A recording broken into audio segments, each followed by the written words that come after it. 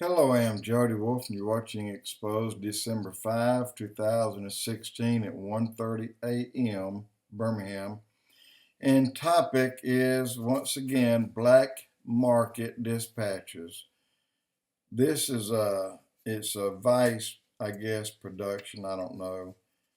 But it's just a little bit about the cigarette crisis between Russia, the Ukraine, and the UK.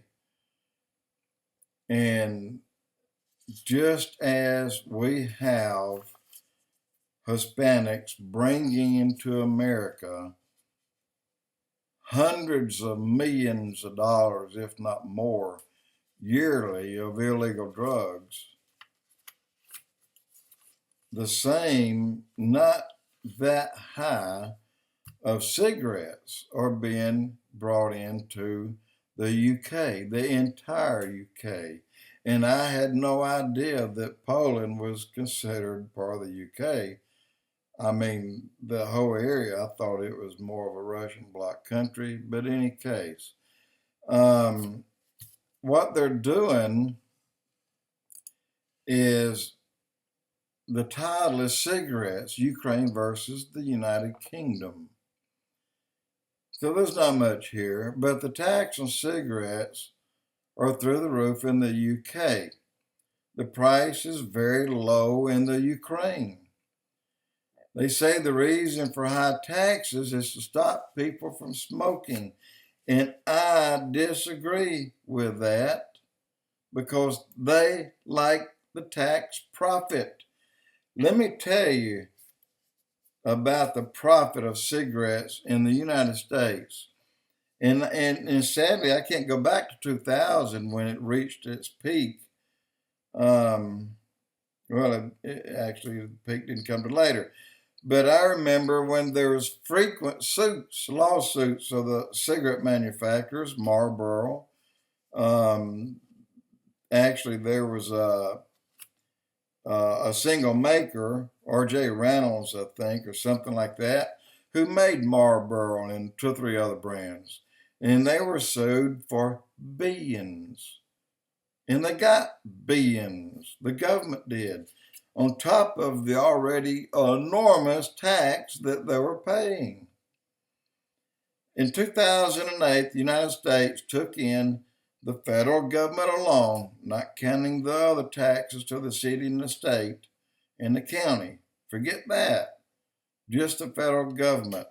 $7.2 billion in 2008. $7.2 billion. And you think the government wants to stop that money? Let me tell you how bad they want to stop it. In 2010, they took in $17.1 billion in cigarette tax. Yes. And you think our government wants to really stop cigarette sales? $17.1 billion? Well, what happened after 2010? Somebody invented these little cigarettes that weren't cigarettes, but kind of had a taste of a cigarette. And that stumped the sales. Well, I see the federal government bitching about these little things that light up, but yet it's just some kind of, I don't know if it's a gas or a fog or a cloud, whatever it is they're sucking in, that has a taste to it, whatever taste they want to put in, droplet-wise. And in 2016, because of that, it dropped to $13.5 billion in federal government tax on cigarettes sold in our country. And I don't have the figures from the Ukraine, and I don't have the figures from Russia. But here it is, the Ukraine versus the United Kingdom. They run cigarettes just like the Hispanics or the Mexicans run drugs into our country. They run cigarettes into the UK. They'll spend $50 on cigarettes and absolutely fill up a car. Well, not fill it up. They don't make it, I mean, you know, it's not like suitcases full. But I'm talking about a single suitcase. Get this, suitcase, $50. Go to the Ukraine, they sell it for $350. Why not make a U-turn and go back and get more? I mean, why not? I would. Hey, it's just cigarettes. But this is what they're doing. And there's I don't know how many people, maybe thousands, running cigarettes 1 or 2 times a week. You know, they have to swap tags every 5 weeks, they say, or something like that. You know, just swap tags and kind of throw the guards at the borders off guard a little bit. And but they do this, millions of cartons per year are sold by hiding them exactly the way the Mexicans hide drugs in their cars. And they just don't hide as much. The drug lords will put in a car that probably cost them, hey, look, they'll buy a brand new tractor trailer and carry 50 pounds of something in our country. Forget the tractor trailer. It's not needed. And you remember when they used to take the airplanes and fly the airplanes from point A to point B?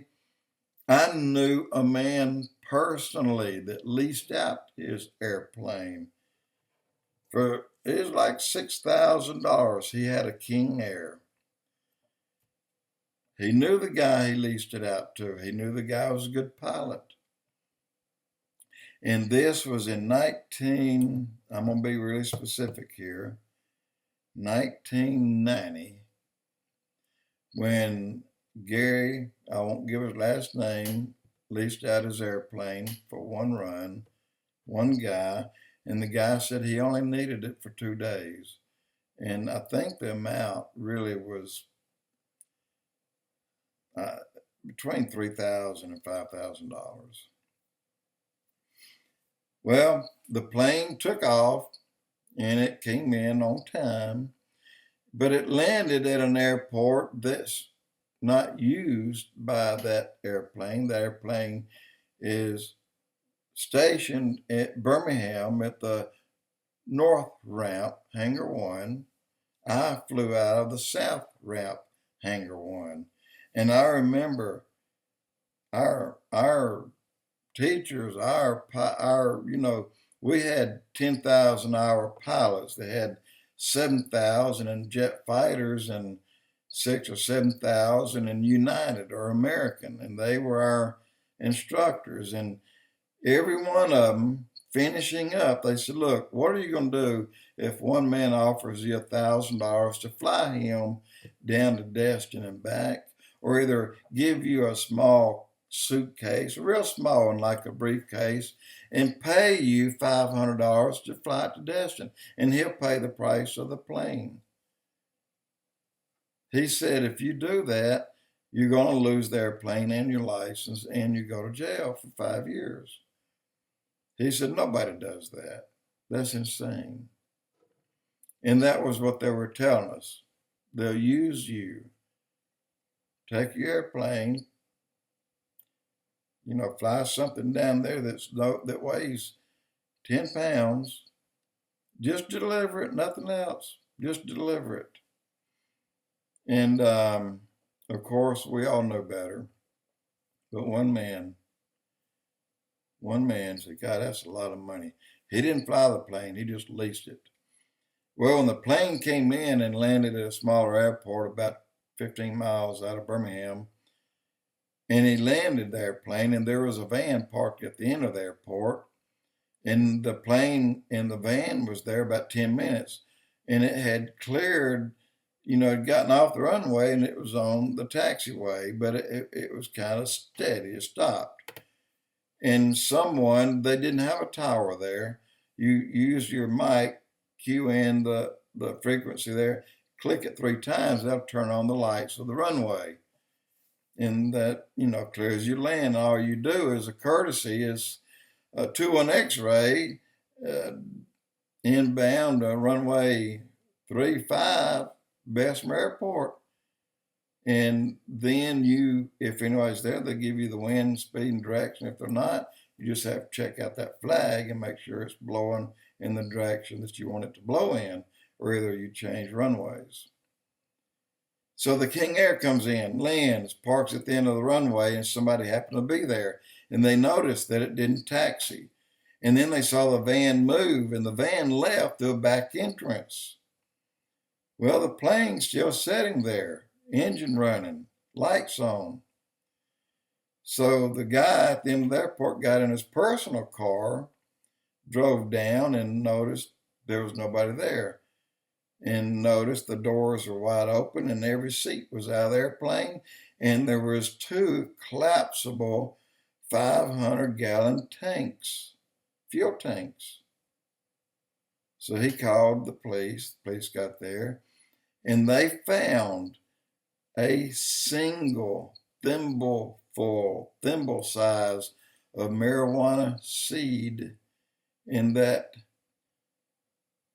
$750,000 King Air. It was confiscated. The plane was taken by the government. And since the owner leased it out, he lost his airplane. He wasn't fined, but that caused him to go bankrupt because it wasn't paid for. In any case, he did another foolish thing. He did round up another plane that he borrowed personally for someone else and then leased it out again to someone else and tried it at a different airport. Same thing happened. But it doesn't pay to transfer drugs in any way by airplane, because the way they used to do it was the Hispanics would buy a used King Air or Queen Air, or even something smaller like a Saratoga that'll carry a baby grand piano. It'll carry that kind of weight. Same airplane that John F. Kennedy Jr. crashed. I used to fly Saratogas, and it was my favorite plane to fly. I'd put 4 people in 4 sets of clubs, and we'd travel to Callaway Gardens, and it was a 35-minute flight. And we played golf all day and came home. But they would set these planes on autopilot when they reached a certain area, and the single pilot would open the door, slide door, and kick out everything he had. Then he would bail out with a parachute. Well, it still got the autopilot on, and all these planes were hitting his mountains in North Carolina, in North Georgia, and nobody knew why. I mean, hitting, exploding, and burning up. And they found out that they were used as drug trade, moving drugs to our country through these airplanes. And people will try everything several times, and finally, in other words, they'd pay for the airplane $200,000, $300,000, $400,000. It's okay, let it crash. We're gonna make 10 times that, 20 times that when we get our drug and we get our product where we want it. Anyway, little point of interest I thought I would tell you about. Jody Wolf Expoz.